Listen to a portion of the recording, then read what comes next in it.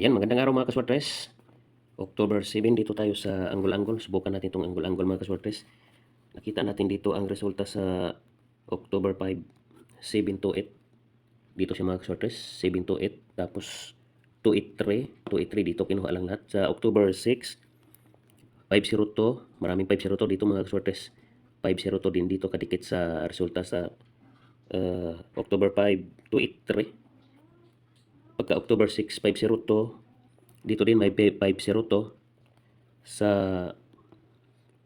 5 PM 180 dito din kinuha mga kaswartres, 180 sa 9 PM 251 dito pa rin kinuha, 251 251 sa October 7 dito tayo subukan natin ito mga kaswartres, patsamba-tsamba tayo dito, kuha tayo ng apat na kombinasyon dito mga kaswartres. Halimbawa dito sa dito tayo maggawa ng pang straight, pang tumbok ba mga kaswartres.